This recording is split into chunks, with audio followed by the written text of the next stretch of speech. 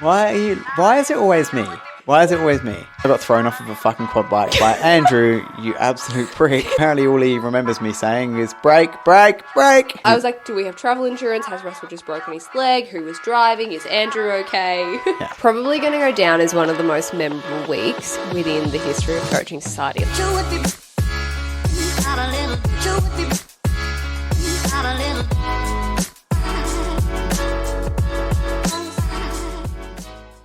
Hello and welcome back once again to another episode of the Coaching Society podcast. This week, we're going to be giving a bit of a recap on our Bali retreat. So we've just got back 2 days ago from Bali. We had an awesome time. We had clients over there on our second health and fitness retreat. The first one was last year and we repeated this year, but we went bigger and better and we wanted to let you guys in on what we did for the week and how everything looked. Yeah, what we got up to for the week, it was honestly probably going to go down as one of the most memorable weeks within the history of Coaching Society. Like, it was amazing. Like, we knew it was going to be fun. We knew we were going to have a ball, but we didn't realize it was going to be this fun. Like, I feel such a special connection to all of the clients, the coaches, everyone who was there. Like, I don't know about you, but I love those people so much. Yeah, it was almost the unknown for us that we didn't realize how good it was going to be. We got there and then as the week went on, we were just like, holy shit, this is awesome. Yeah, loved it. So first of all, with the Bali retreat, like we've said it about 10 times already, but a massive thank you to Sheree, our operations manager. She organized the whole thing. And the biggest benefit for us, not just that we didn't have to actually organize anything really, but was that we were actually able to enjoy it with our clients and connect with our clients and didn't have to be super stressed. So last year we did have a bit more of a role in the organization of the retreat, and it meant that we were under the pump quite a lot and we didn't probably have as much. Drawn back a little bit from like a true connection with our clients because we were a little bit more stressed about like timings and what time we had to get to like activities and events and whatnot. Whereas this whole time, Sheree was there for the entirety of the trip, which last year she wasn't. So she was able to do that for us so that we were able to like sit back and connect on a deeper level with all of our clients, which we loved. And as Russ said, we're forever grateful to her for organising such an incredible week. Yeah, no, it was good to be present with our clients. So again, thank you to all of our clients, every single one of you and our coaches. So Andrew and Charles came over as well. Thank you for all being there and making it the week that it was. It was such an exceptional week and we are so grateful that everyone came over with us. So before we dive into a bit more of the recap on Bali, let's go with our 2 bits of advice that we have come up with this week. Michaela, I'll let you start this week. Yes. My bit of advice is more around what to do post-holiday because I feel like everyone experiences the post-holiday blues. Like they get home and they're like, oh, I don't want to get back into the gym. I don't want to get back to work. I don't want to get back to looking after my nutrition. And sometimes for a lot of people, this can go on for weeks, like weeks and weeks and weeks. So my biggest bit of advice, and this is what I personally did myself as well, was before we left, we came up with a really, really clear-cut game plan as to exactly what our day was going to look like as soon as we got home. Now, by doing that, I skipped the holiday blues and I had that plan in place before I was experiencing those feels so that when I did get home and I came up with every excuse under the sun why I shouldn't get back into things, I knew that plan was there to reflect back on and keep me on track. So, for example, we got home to Echuca, midnight on Tuesday, so it was a pretty late one. And then we booked our meeting, our 9 a.m. meeting that we normally have every Wednesday, regardless of how tired we may have been. Our suitcase was still unpacked. Still packed. My dad looked after our dog whilst we were here, so I hadn't even seen my dad. I got up and I went into my office and I got onto that 9 a.m. meeting. I didn't think about it. I didn't give myself an opportunity not to do it. And then that just kickstarted my day. I then went into my 10:30 meeting. We then obviously went back into, the work that we had to catch up from being away, food shopping, everything like that. And then all systems go again today as well. So I feel like I've slotted back into my routine really, really well because of that planning that I did before I went. Yeah, I definitely agree with making sure that you do get right back into it. And it can be so easy when you are feeling a bit tired jet lag, whatever it might be, just to sleep in a little bit longer, go to bed a bit later, and not do as much and be as productive as you would normally be. Not go to the gym, not get your activity and exercise in that you would normally get in. If you just force yourself to do it for a day, after a day, you'll be fine.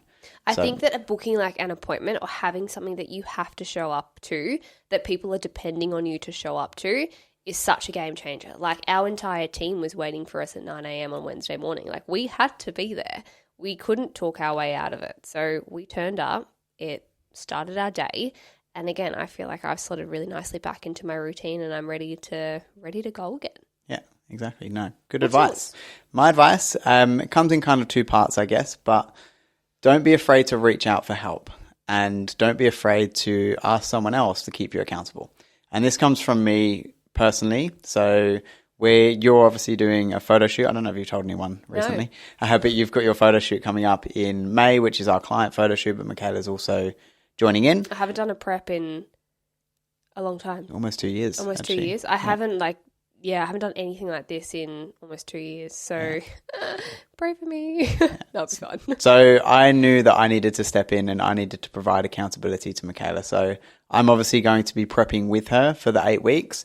However, I wasn't afraid to reach out for help. So I've just signed up for just an online 8-week challenge. I only signed up for that to have something different to do with my training, with my nutrition, and give me just like basically something that I have paid for. Yeah, that has given me that structure and given me that guidance. I know what I need to do. I could do it myself, but I've now got skin in the game because I've paid for it. So that skin in the game is really, really important. And that's me reaching out for help and not being afraid to do that. Now, the extent that I actually use that 8-week challenge will probably be quite minimal in terms of engaging with it. But what I'm going to do is utilize the training and the nutrition that I get from that. And then the accountability of having us doing it together, which I can think is really, really crucial for a lot of people. Like we have so many clients who come on board and they feel like they're alone and they're in a relationship. And I'm like, well, what does your fucking husband or your partner think of what you're doing? Like, are they helping? And it breaks me when people say that, oh, my boyfriend doesn't help. Like he just eats what he wants and then I end up eating what he wants. Like find someone who supports you and helps keep you accountable. And I think that is really, really crucial. Particularly in our case as well. Like I struggle. I've done it a couple times, but I really struggle when I don't, not necessarily your support because you would always support me, but when I don't have you like right there next to me. Like if Russ is, devouring a Big Mac or something on a Friday night and I'm there with my lean cut of steak and veg. Like it's hard. It's really, really hard. So having his support, even though he's not doing the shoot himself, but having him there, in the trenches with me, like doing what I got to do, getting my steps in, going to the gym with me, all of those sorts of things, it makes it so, so much easier. Yeah, definitely. And that's what accountability is for, to help each other, reach out for help if you need, whether it's to us, whether it's to someone else who cares, just reach out to someone and then just have that added accountability. It'll take you a long, long way. Love it. Love it. Should we dive in? Let's get into it. Bali. Bit of a preference. This is going to be a lot of shit talk. Like, I'm it's sorry. not going to be like inspirational. It's not going to be informative. It's just going to be recapping our week because anyone who knows Russ and I, anyone who's like ever been to any of our events and whatnot, like it's not this like big holistic woo-woo shit. Like we're not into that. It's not what we preach. It's not what our clients want.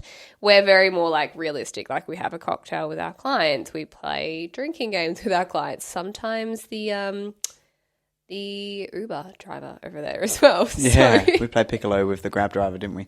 But no, it's not like that. Like, so just strap in. This is more of just a good time. Yeah, a lot of people hear of a retreat and think that it's going to be very, very intense. It's going to be exercise 6 or 7 hours a day. You're going to be meditating every day. You're going to be eating perfect nutrition every day. That's not our retreats. Our retreats are a bit of fitness and a bit of a holiday and a bit of a time for our clients and for us to relax and enjoy each other's company. So let's go through what we wanted personally as our goal for the retreat and what we wanted to get out of it for our clients. Would you like to go first? What I personally wanted to do or achieve within doing this retreat, and we did an activity before we got into the full week with all of our clients, exploring what they wanted to get out of it. But what I wanted to personally get out of it was to be able to create an environment that our clients, that our coaches, that everyone there was present in, to be able to feel comfortable to be vulnerable. Because I think that vulnerability is so powerful, and it's something that a lot of people shy away from, and it limits them so much. So if I was to create an environment that they felt comfortable in, they felt supported, and they were able to show more of their vulnerable sides and potentially do things that vulnerability wouldn't let them do in like normal day-to-day life, then I did my job. And I feel like that's what we did as a collective, our entire team did within the 2024 retreat. Yeah. It was great to see every single individual on the retreat relax into that vulnerability and open up to everyone about multiple different things as the retreat went on, which is the space that we wanted to create. And I think we definitely did that. So I think your goal that you wanted, we achieved that. Now, my goal was very similar. It was to allow and push all of the people on the retreat to go out of their comfort zone, to improve their confidence. Because if you do push yourself out of your comfort zone, it is going to allow you to be confident in areas that you weren't previously. So you're probably sitting in that comfort zone feeling confident doing what you're doing right now. But then if you get pushed out of that comfort zone, your confidence is only going to increase and increase. And that was the one big thing, is I wanted to see every single person as the week went on just come out of that comfort zone, come out of their shell and improve their confidence, because that's not just going to be left in Bali. That confidence that they've now got is going to take them further in the coming months, years, or even decades from what they experienced in Bali on that retreat. Absolutely. Yeah. Honestly, it was the best week ever. Best week ever. So let's get into a day-by-day recap. Now, a lot happened, so we've had to write it all down so that we don't miss anything. So let's kick it off. Now, we flew out of Melbourne Sunday morning. Yeah, Sunday morning, about 10:30. Sunday morning, yeah. We met a lot of our clients for the first time, may I add, at the airport, and we got on an international flight. Some of the girls had never flown internationally. One of them had never even gotten on a plane. Yeah. So that is like number one, getting outside of your comfort zone and doing something that absolutely terrifies you. And yeah, flew out of Melbourne, 10:30, landed in Bali, 12? No? I don't know. Maybe like 1 or 2 in the afternoon. Yeah. I can't remember now. But yeah, that step in itself for a lot of people is like going on an international retreat and holiday with people that you don't know. A lot of the people weren't even coming as a pair or a group. A lot of people were coming literally individually, and all they knew was potentially their coach, and that was it. So a huge step for a lot of people on that first day was getting to the airport and getting on that plane. But getting to the airport and like not knowing who you're looking for. Yeah. Like put yourself in their shoes and be like, cool, I'm showing up to the airport. I don't know a single person. I don't know what they actually look like in person. I've only ever seen them online, and needing to like connect with them and get on a 6-hour flight and then go spend the rest of the week with them. Like, it's terrifying. Like, it is really, really scary. So hats off to all of the clients who came who knew no one, even the ones who came who only knew like 1 or 2 people, and stepped into it like they did and did what they did. Like, honestly, I admire those people. Yeah. And classic us, we were late to the airport as well, like always. So honestly. No, we left on time, didn't we? Did we leave on time? No, we didn't. No, we didn't leave on time. We were late. Honestly, yeah. I was like running around like a headless chook at like 4:30 in the morning. I don't even remember like saying goodbye to like Haiti, Dad. I don't even think I gave Dad instructions on what to feed our dog. Like, no. I was like, I think you gave him instructions while we were on the way to the airport by text. Oh, I don't know why we do this. She's still alive. No, anyway. She is. We used to be really good, like super punctual. I don't know what's happened, but it's the last like 6 months, hasn't it? Yeah, I think it's. We're like that person who is always late now. Like, yeah, we need to stop that. We need to just rewind all of our clocks back like 15 minutes. It's and then actually we'll always be a on red time. flag. Like, we should not. Anyway. So yeah, we were late to the airport. It was actually quite embarrassing because we sent a message and it was like, "Hey guys, we'll be like out front of check-in. Like, you won't miss us. Like, 2 short people, you won't miss us." We weren't there. Yeah, we were late. We got there eventually though. So yeah, flew over. Flight was good. No delays, which is great. But one of the big spanners that we got thrown in the works with the whole retreat. So Bali has what they call Nepi Day. And Oh, dear Nyepi God. Day, it was on the Monday, which I'll go through in a minute when we talk about Monday. But that means that the day before Nyepi Day, they have like a big carnival. So we're there panicking because every single town has like a huge carnival. They shut off all the streets. Loads of streets were closed. So And anyone who's been in Bali, like traffic on a good day is horrendous. absolutely. Like imagine road closures everywhere. Yeah. Horrendous. So we were staying in Ubud. I don't know how to say I it. don't know. Yeah, I was calling it Ubud to everyone, but apparently I think it's Ubud. I think Ubud's really wrong. But we were staying there, which is about an hour and a half from the airport. Thankfully, we didn't get hit by much traffic on the way there because it's a little bit further out. So we were pretty fortunate. I was too busy talking Indonesian to the Grab driver with Andrew. So Yeah, you and Dunno. Andrew were trying to learn Indonesian on the way there, which is great. But yeah, we got there, and then for the evening, everyone was pretty tired after traveling. So one thing we made sure that we did was just spent the evening together in the villa. The villa was absolutely crazy. it was unreal. I thought last year's villa was sick. Like this year's villa was next level. I walked in, I didn't even I thought we had the wrong place. I was like, are we? Literally, I Oh, know. okay. So again, Cherie, great work. But Unreal. Cherie organised it. So we had 10 bedrooms total, 2 huge kitchens, 2 swimming pools. So it was effectively 2 villas, but they joined together. Both villas had a gym, so we had effectively 2 private It was gyms. like in a jungle. It was so tranquil. And it was, out kind of in the jungle, in nice and peace and quiet. It was insane.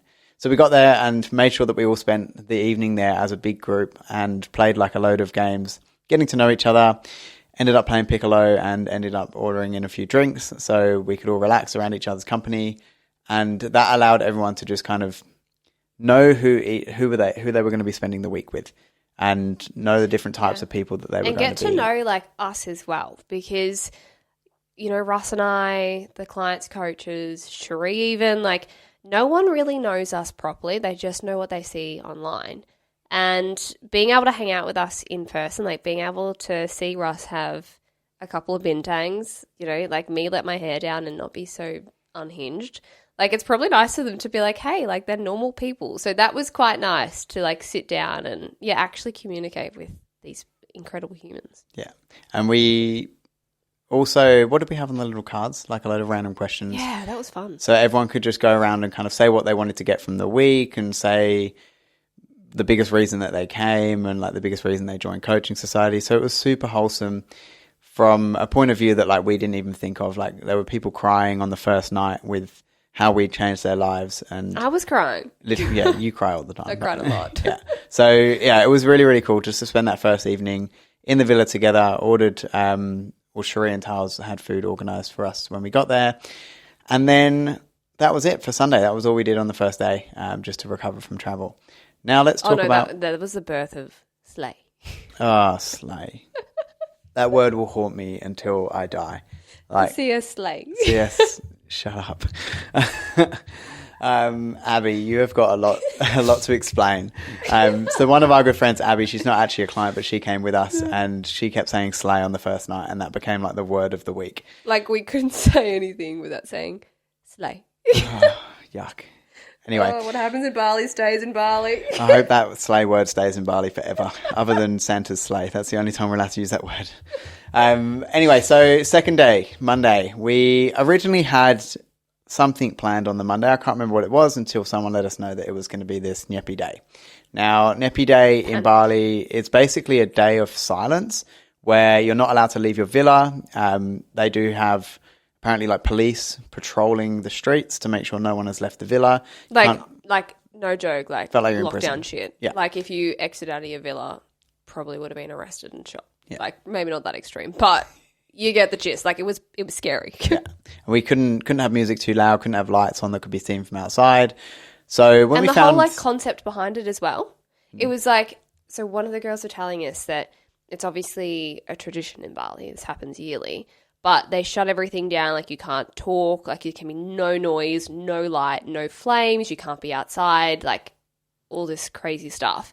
And the idea is that when the sun goes down, all of like the spirits come out. And then that's no, voodoo shit. No. I don't like that. yeah, but this is true. All of the spirits come out, and then they set up like these statues, like these monster-looking things, like they're terrifying. And when the spirits come out, they like capture them and like defeat them, I guess. But it happens at night. So like one of the girls was telling us this when we were having dinner, and I'm like, I'm too scared to go outside of my room tonight in case one of these spirits like possesses me. Like, what? Yeah, no, that doesn't sound fun. Anyway, I don't like that. Yeah. But anyway, so we adapted obviously to that. We had I think it was the quad biking we had planned on that first day or something anyway. But we basically moved everything that we had previously organised to do for the week that was going to be internal in the villa to the Monday. So first of all, I think it was 7 a.m. You and I ran a group fitness class for everyone. Yes, do you remember that? Remember doing that? Remember running that? That seems like so long ago. It does, but I loved it. Like I haven't ran like in-person stuff, PT work, group fitness for a long time, like a long, long time. And I felt like I just slotted back into the old me. And like I caught myself like doing it, and I'm like, this is so fun. Like I should do this more often. Like, I don't know. I just loved it. Yeah, no, you definitely were in your element, that's for sure. It's thriving. So, yeah, I did a group fitness class in the morning, got our exercise for the morning done straight away. Then we had a load of workshops planned, didn't we? So, Charles did a workshop on mindset. Then Andrew did a workshop on performance and training intensity. Then I think, did we do the Q&A then? I can't remember. I think we did, yeah. Yeah, then we did live Q&A. Live streamed a Q&A. Never done a live stream before. So if anyone listened to it, I think the first minute and a half was just complete silence because we had no idea what the frick we were doing. We tried to use the microphones. Anyway. Technology didn't work. But it's on the Instagram if you want to go check it out. Yeah, just maybe skip to like a minute 30, otherwise you're going to hear nothing. Yeah. So, yeah, we did that, which was cool. So our clients got obviously opportunity to ask us as many questions as they wanted. And then we then broke for lunch in the afternoon. We then did more of a training workshop because, as we said, there were 2 gyms there. Unfortunately, the equipment in the gyms was quite limited. They did have a barbell, plates. We were resourceful. They have dumbbells. No, they had the adjustable dumbbells that you can change, and then kettlebells. So we were resourceful. We basically put together push-pull for lower body, upper body, and then went through all of the exercises for all of our clients on how to execute them and get the most out of them. So they can then take all of that knowledge from all of the workshops that we did, the live Q&A that we did, and take that with them forever. So we wanted to try and provide as much value as possible through those workshops. But even though like the workshops weren't necessarily planned on that day, I'm so glad we did it because after a full day of travel, we were all really tired and we didn't actually know each other. Like we had no idea who we were about to spend the next 6 days with. So actually being in what felt like COVID lockdown and being forced to actually like spend time with one another, do these workshops, swim, eat, chill, play games, it was unreal because from day dot, connections started forming. We started getting to know clients. It was just the best thing ever. Like, I'm so glad it happened. Yeah, definitely. Despite the spirits, because I'm still kind of scared of them. Yeah, no, fuck the spirits. But it was unincidental, I guess. So it was something that worked out really, really well. And we actually think we're going to do that again next time, is have like kind of a day where people don't drift off into their own kind of small groups. Everyone stays as one big group for an entire day at the start, just so we can all get to know each other really well. And we also founded the CS Book Club. Oh, yeah. I forgot we're starting that. Yeah. Shit. I'm so excited. So excited. Like, I had no idea that so many of the guests that came love reading as much as I do. So, like, on that day when we had finished up all the workshops and whatnot, we all just kind of, like, went our own ways and, like, sat on the bean bags together or went and floated in the pool and just read. And it was so wholesome. I loved it. So we're starting a CS Book Club. How good. So if you are listening to this and you want to be involved in the book club, let us know. Yeah. Who's running it? Do we know yet? Don't know yet. Not sure. We'll work that out. Got that far. Yeah. But no, that was cool. And then Cherie and Tars kindly organised food for us for the whole day, because we literally couldn't go out and get food and couldn't order food because no one was allowed out of the house. So silent, like, what was it called? Silent day. Like Bali was shut down. Bali was turned off. So yeah, we had food in, which was good. And again, just got to know each other even more. One unfortunate thing, which I'm going to mention, but Mahalia, one of our clients, she unfortunately, the poor thing, broke her foot on the first evening. Complete, like, just random accident, tripped up a step, and then went home and got x-rays when she got home and had like a chip in her foot. So trooper though. Oh. Like, she did not complain. She went freaking quad biking with a broken foot. Yeah, like, went quad biking, did the yoga. She even went to the CrossFit class. She couldn't do much, but she was still there. Like, she still fully participated in everything that we did that she could. So, absolute weapon. Like, that is a pure sign of she could have packed her bags on that first evening and gone home. She came all the way from Tassie as well. So, she had to catch 2 flights to get to Bali. She had to go Tassie, Melbourne, and Bali.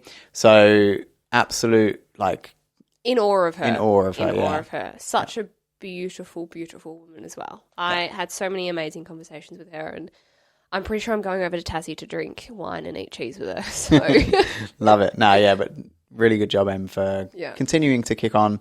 Not really kick on with your foot, but know what I you know what we mean. So, yeah. But we really- did have a nurse or We did have a emergency nurse, nurse with yeah. us, right? Rach was there, so That was good. she was playing nurse all week, so she diagnosed it as broken without having an X-ray, which was good. So yeah, that was obviously day one done. Then we woke up the next day being able to actually leave the house, which was It felt weird, didn't it? It felt like lockdown had been lifted and we were like, can we go outside? Are we allowed to go outside? Like, it was really strange, but anyway. Yeah. So next morning, we had, actually most days, we had breakfast in the villa cooked for us by Dewick. Dewick, our man. So Dewick was our host. So he came in at 7 Cooked us o'clock or brekkie. whatever. Cooked us all brekkie, which was awesome. Made our being beds, able to did our just, washing, yeah, it was, ordered us massages. it was, yeah, paradise. But yeah, he obviously came in, cooked us brekkie with his team. So we all had brekkie together in the morning before quite a big day of activity, actually, didn't we? So we had the hike on that morning, I think 10 a.m. or so. God, that was hot.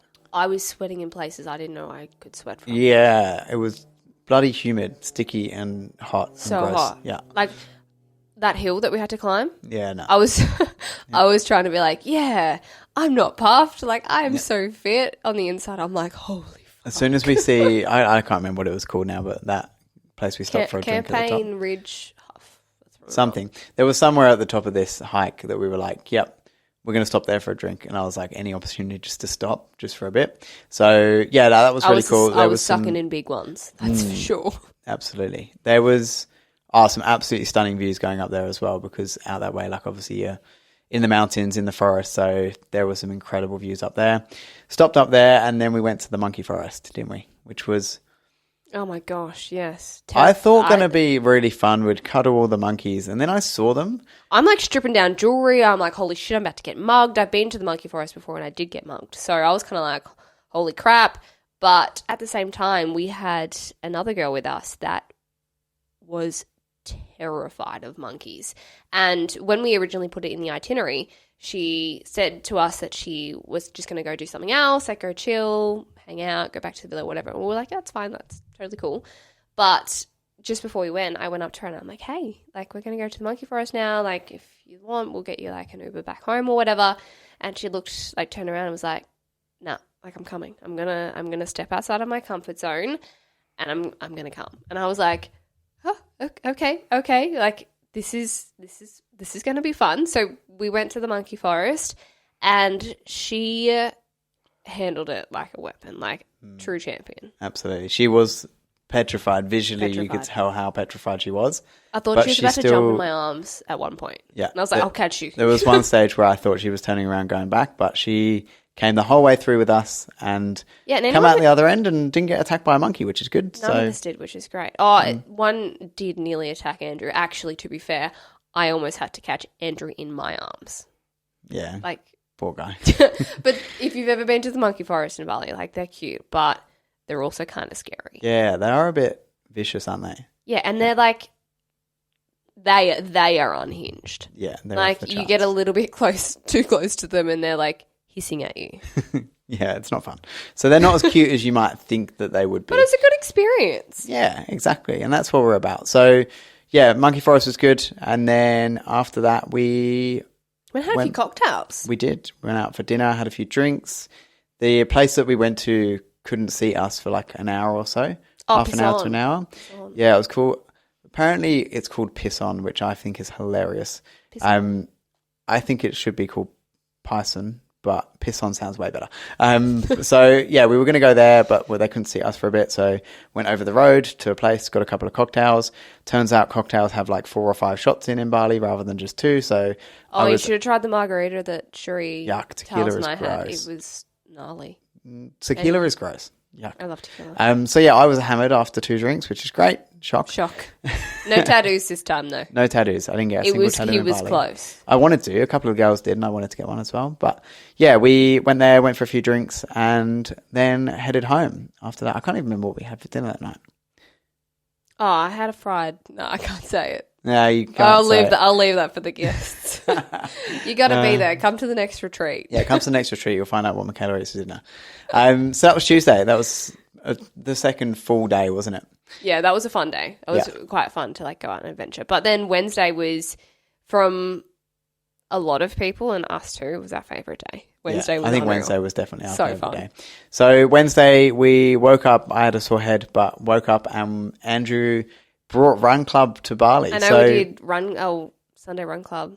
It was Wednesday Run Club, ex-coaching society, which was unreal. So if you don't know, Andrew's one of our coaches. Obviously, he will be on the podcast in the next 2 or 3 weeks. He's coming to our house next week. Good luck. I'm going to film a couple of episodes. Good luck to anyone who listens to it. Me and him talking shit for a couple of hours. So he does a run club in Melbourne, and he gets quite a good attendance, like 20, 30 people coming. Yeah, so cool. So we thought bring Sunday Run Club that Andrew runs to Bali with our clients. So we all went for a run and everyone did exceptionally well. So everyone took part, like all of our clients absolutely killed it. There was no competitiveness apart from maybe me and Dill for the last 400 meters. But there was no competitiveness. No one was better than anyone else. Everyone ran together, supported each other, which was from our end so exceptional to see and like really, really wholesome. So yeah, we did Run Club in the morning, which was great. And running in Bali, if anyone's ever run in Bali, like it feels like you're sucking in. Feels like you're running in a sauna. Like that smells like shit. Yeah, it doesn't smell great, especially where we were out in the paddocks. It was yuck. Yeah. Anyway, but it was fun. It was so good, and it was challenging. Like yeah, I loved it. It was good. No, it was good. And then what did we do next? We we went quad bike riding. So why is it always me? Why is it always me? So 2 things happened on this day. First thing is I got the nickname Sid the Sloth for the week because I didn't realise that my helmet was on pretty much sideways the whole time. Because your head's so small. I've got a really long neck and apparently I just look like Sid the Sloth. So that was the first thing that happened. The second thing that happened is I got thrown off of a fucking quad bike by Andrew, you absolute prick. I knew this was going to happen though. Like I knew. It wasn't even me like driving. It was just always me that this shit happens to. We had to pair up and I went by myself, which I wasn't complaining about because I'm kind of crazy like that. Anyway. But Andrew and Russ are like, yeah, we'll go together. Like the boys. Keeping in mind the day before they had a joint couples massage in the same bed. Like we did. It was a severe bromance the whole trip. And they're like, yeah, we'll go together. Like it'll be so cute. And I was like, oh, okay then. Like just letting you know, like Russ can barely drive a car. Andrew's from the city. A couple of weeks ago, he almost took out a cyclist in the middle of Melbourne. Like, just, don't know how this is going to go. Anyway, they did Honestly, we were 30 seconds in, going down just a long straight on the bit that you... It wasn't even the track. It wasn't even the track. It was like literally the road that you go on to get to the track. And Andrew lost control, and apparently all he remembers me saying is, brake, brake, brake. And he basically went into like a ditch and tipped me off to the side. But he jumped off the quad bike. And because bailed. Because I was behind him and I had my legs around him, I couldn't jump off. Like straddling him. So I just fell off the side as the quad bike tipped. Fortunately, my leg fell under the quad bike, but in between the 2 tires. So no harm done. And we can laugh about it now. It could have been pretty bad, but... If anyone's seen the In-Betweeners movie, it's like the clip where Jay gets on the motorbike and it's like just like riding a bike in it and drives straight into the bloody wall. I just don't understand how he flipped a goddamn quad bike on a straight road. Oh well. He wasn't actually on the road anymore. That's how, because he went off road. I was like a few cars in front of him, and like I'm like a bit of a daredevil like that. Like I was like scooting along, and then like I came to a stop, and then all the girls like screaming behind me. They're like, Mick. I'm like, what? And they're like, Russ and Andrew have fallen off the quad bike. And like my first initial reaction was like, for fuck's sake, like, are you Russ. serious? Like I thought Russ was driving. I was like, oh my God, I knew I should have just got him on the back of mine. Keep the small boy safe. And then I was like, oh wait, are they okay? Yeah. Like, is anyone injured? And like, oh yeah, no, I think so. And I'm like, I think the best. I was like, do we have travel insurance? Has Russell just broken his leg? Who was driving? Is Andrew okay? Yeah, I think the best bit was as soon as we had to have 3 of us, including the instructor, lift the quad bike up. He just pointed at Andrew and went, "You no drive, he drive," pointed at me. So then I was forced to drive for the rest of the time, which I was not complaining about because there was absolutely no way I will ever get on the back of a quad bike with Andrew ever again. I'm still certain he was trying to kill you. And I don't think I will ever get in a car with him ever again as well, to be honest. So yeah, that was my Wednesday experience. But all in all, the quad biking was awesome. Like a lot of people were very nervous, very scared to do it. You said you were even a bit nervous to do it before you started. But again, it pushed everyone out their comfort zones because we all did it as a big group. Every single person, including Em, who had a broken foot, jumped on those quad bikes and we all just went for it. Like no one could back out because we were doing it as a group to... So supported. Like that's the beauty of doing like things that are a little bit scary in a group environment. Like you have the support. Like we were egging each other on. Like it was just so fun. I would do it again. I loved it. Definitely. We were quad biking down like a freaking river.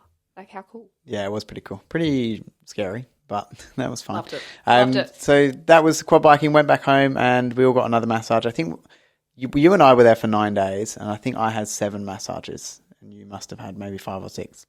But I think Crazy. Wednesday, off the top of my head, was the day that something else exceptional happened that we've not even spoken about yet. Was the day that Rach and Tay extended their stay to stay with Abby. So Abby's, as we said, one of our friends who came. She's not a client, but she booked 9 days. So she booked an extra 3 days afterwards, same as actually Michaela and myself. And then became really close with Rach and Tay. So Rach and Tay extended. Never met each other. They'd never met each other before. 2 or 3 days in, they decided to extend their stay. They all got a villa together for 3 days after the retreat and spent 3 days together. And now they're like the best 3 friends. amigos. Yeah. Like the coolest people ever. Yeah. And that's why we do these things, is to bring people close together like that. I know. And they're friends forever now. Like I'm pretty sure Rach and Tay are coming to Abby's 21st, like in a couple of weeks' time. And they never knew each other before the retreat. And they spent like almost the entire time together. Like it was such a special bond that was created. And I love it. I thrive off that stuff. Sitting back and watching those relationships form gives me goosebumps. So cool. Love it. So that was Wednesday. We had dinner in at the villa on Wednesday. We were pretty night. exhausted, to be honest. We were wrecked. Yeah, we didn't want to go out for dinner that night, so we all had dinner in. Then came around Thursday. What happened on Thursday was fun. Thursday we did CrossFit. Oh yeah, we did too. That was cool. And a lot of people, like, we obviously do strength training with majority of our clients. So doing something like a CrossFit class, it's quite high intensity, was way out of our comfort zones. And even for like Tals is purely strength based. She was quite nervous to do it because it's something so out of her comfort zone, but she did it as well. Absolutely slayed it. Sorry, I need to stop. Stop, please. Like killed it. They all did. We were dripping in sweat. The instructor was actually hilarious. I wanted to pack him in my suitcase and take him home. Yeah, he was awesome. Like he made it so fun. But yeah, no, we did CrossFit, which was cool. The actual gym was sick. They had like ice baths there. I'd love to open up something like that. Yeah, like be so sick. That would kick off. They had like an indoor and an outdoor training space. Like it was off the charts. Andrew got his shirt off again. Shock. Did he actually have a shirt? Did he bring a shirt with him? I don't think so. No. I don't think so. Actually, funny fact, he didn't actually book checked in luggage. So he only had 2 T-shirts for the whole trip and just kept having to get his laundry done every second day so he could keep wearing the same T-shirts. So that was Thursday morning CrossFit. Then through the day on Thursday, we went to the beach club. Oh, we did. We earned those cocktails through the CrossFit. What was the count? How many cocktails did we have? One of the cocktails we had 31 or 34. And then another one of the cocktails we had 27, and another one of the drinks we had about 15 to 20. So there was a lot of cocktails consumed. Yeah. But it was so fun. We went to, is it called Crater, the beach club? Yeah, I think so. It's not really, I guess, a beach club because it's not in a beach. It's a jungle club. It's in the hills. It's like in the jungle. There's multi-levels. I think there's 5 or 6 levels to it. If you're ever in Ubud, go to Crater. Crater. It was really so cool. So there's multi-levels with different swimming pools on each level. We jumped in there and we saw this like little booth thing. They said we couldn't book, which was annoying. The Tiles sweet talked them. Tiles did sweet talk them. So there was this little booth thing and they were like 4 million minimum spend. Was it 4 million? I can't remember. Yeah, 4 million minimum which spend. Which is like obviously their currency, not ours. Which is about $400. And we're like, okay, cool. There's 15 of us. I'm sure we'll probably spend that by the end of the day. Yeah. Like legitimately less than 30 minutes in, they're like, you're at 5 million already. And I'm like, oh, fuck, this is going to be an expensive day. So totally absolutely. It was worth it. It did rain. Everyone ran out of the pool. Everyone was like drunk by then. We didn't even realize it was such a cool day. And like seeing our clients let their hair down, like I think one of the girls was like, yeah, I'm going to come for one drink and then I'm going to go back. An hour in, she's like, I think I've had 5. It was just really fun just to watch everyone let their hair down and have fun. I loved it. It was. And it was always good to showcase that you and I are human beings. Everyone is human beings. Everyone, you don't have to drink, but everyone who enjoys a drink, go and have a drink and let your hair down. If you've worked hard for it, definitely relax and enjoy it. And that's why we did have, I know I obviously had a couple of cocktails on the Tuesday, but don't tell anyone. But that's why we did have the one kind of big event that was going to include drinking and going to include the beach club on the Thursday. Everyone went home at 7:00, except for me and a few others who didn't get home till 3 a.m. But that was a mistake. It was an accident. Oh, such a mistake. I got a message at midnight or 1:00 and they found a karaoke bar and they're just belting out. So it was a nightclub that was a karaoke bar in the evening and then they had a band come on and then it then turned into a DJ and a nightclub. So it's a pretty cool place. It was huge. There was 100 people there though. There was no one there. But it was good fun. We got home at 3, which was great. We almost got taken by the mafia, which is fantastic. Anyone who's considering about coming to the next CS retreat, do come. I swear to God, it's not it's fun. It's fun. You don't get taken by the mafia and then mugged by monkeys or anything like mugged that. by monkeys, you'll break your thrown foot. Off quad bikes. Yeah, it sounds all doom and gloom how I think about it, doesn't it? No, we had an awesome time. So that was Thursday. We all had very, very sore heads on the Friday morning. I was feeling fresh as. You were Sheree and I went and fresh had as. coffee. Good. Fantastic. Good on you. So next morning we had another workout run by Abby. I think there was only 4 of us that actually participated. Well, I walked in there and it looked like you were about to vomit, so I was like, I'm going to get out. I was about to vomit, but I was there and I took part. Give myself some credit here. We had a workout. Because I was like, if you don't get up and do this goddamn workout in the morning, I swear to God, I'm putting you on the next flight home. Yeah, I thought I would be leaving Bali early, but that's okay. Anyway, I got up there. I knew what was good for me. A 30-minute workout compared to death. Yeah, I think I'd choose the workout again if I had that choice. So yeah, had a little workout with Abs. Thanks so much, Abs, for running that for us. So Abby is a group fitness instructor as well. So she ran a little workout for us, which was awesome. Then we had yoga with Ali, cool. which was so cool. It was kind of like hot yoga because of how sticky and sweaty and hot of a day it was. My toes were sweating. That was the most I sweated all week was doing yoga. I didn't know you could sweat from your toes. No, I was sludging around it it was gross. I would hate to be the next person who has to use that yoga mat after me. Probably sweat out all the alcohol, but I did. I was getting drunk off my own sweat after the sweat dripped into my mouth and it tasted like vodka. It was gross. So yeah, I had yoga, which was awesome. To just relax and unwind at the end of the week. I think that came at a perfect time for everyone. It had been quite a big week, quite a busy week. Andrew fell asleep. Andrew did fall asleep. So at the end, we did a bit of breath work at the end. I almost fell asleep. Andrew did fall asleep because we all heard him snoring. So yeah, it was great timing and Ali did an absolutely awesome job. Yeah, such a beautiful soul. Beautiful, beautiful soul. And then we had our final dinner. So our last hurrah. Yeah, our last hurrah. By this point, we were all family. We still speak in our group chat now of just random things. We're all so close. We know each other so well. We've had such an incredible week. So many inside jokes, things that probably don't want to speak about on the podcast. So at this final dinner, it was kind of bittersweet. We're all really sad. Yeah, we were. We well, as Rach, Tay and Abby did, they stayed on. Like a lot of people didn't want to leave. They wanted to stay for a little bit longer, continue spending time with each other. We spoke about doing like a reunion of everyone who went at some stage later in the year, which we'll definitely look to do. So yeah, we'd all built incredible connections as the week went on. And Friday night was our last hurrah. Most people left on Saturday morning. There were a few of us who stayed and extended our trip and did our own things personally for a few days. But that was it for the retreat. That was the retreat over, done and dusted for another year, which leaves us to kind of, obviously what we wanted to get from it, which we started with at the start with our goals. What was your biggest takeaway, Michaela, from the retreat upon reflection?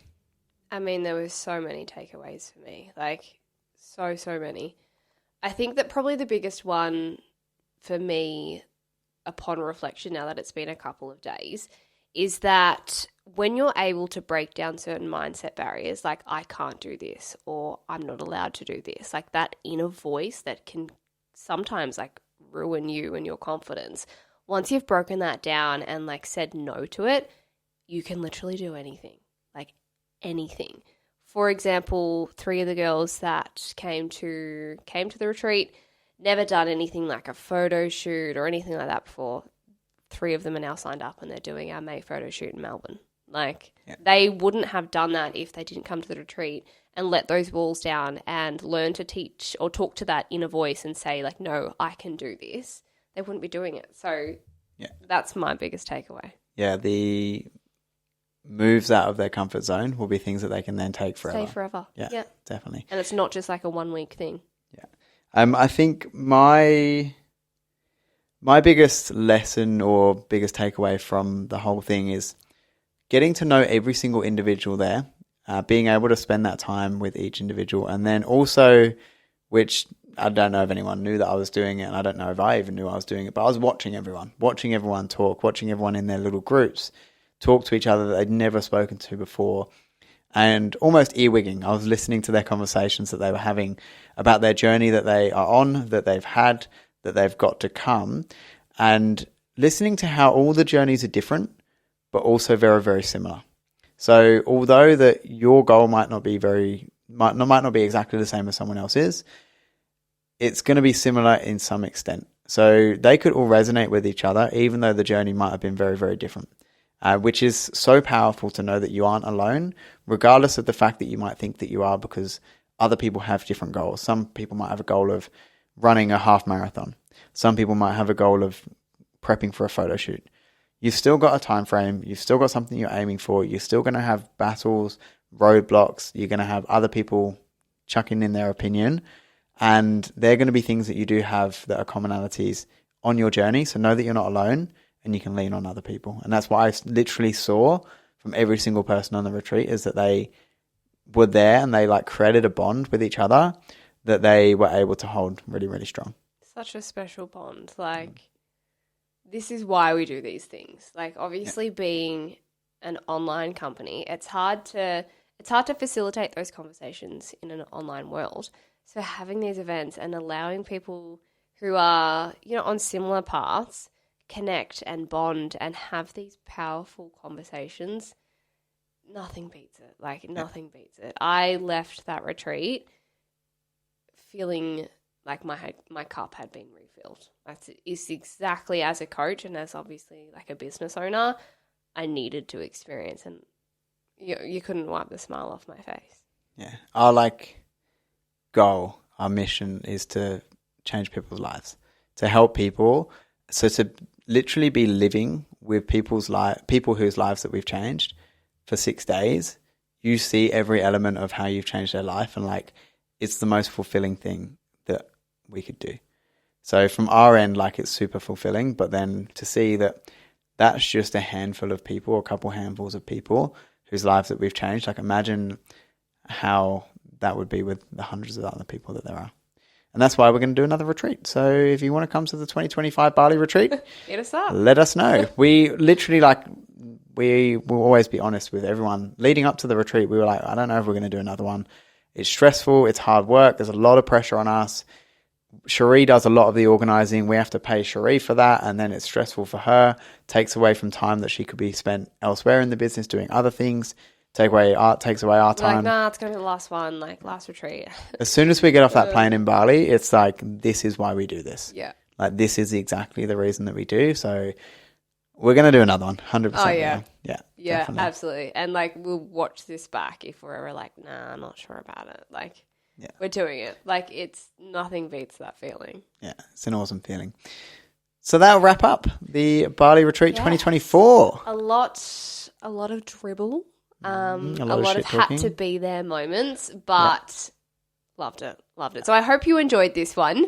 If you do have any questions on the retreat, or if you're interested in coming to the 2025 Bali Retreat, message us on Instagram. Nothing's been planned yet, but we can definitely hold you a tentative spot. Yes, let's get it locked in. So next week, I don't think Michaela knows this yet, and I don't think I've even spoke to her. So this might change. Just take this with a pinch of salt. We're going to be doing the next episode on where we're at personally with our own health and fitness and the journey that we've got to come. Oh, sweet. Briefly mentioned it today that Michaela's got a photo shoot in 8 weeks. So we're going to do a bit of a, I guess, overview of everything that we're going to do over the next 8 weeks to kind of go all in for a short period of time.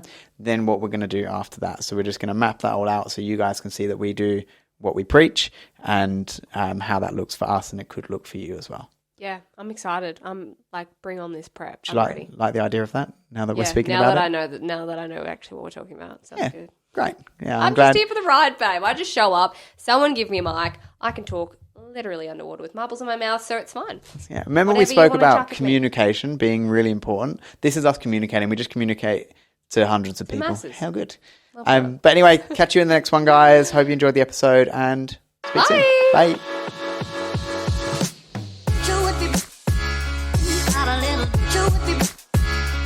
Not a little.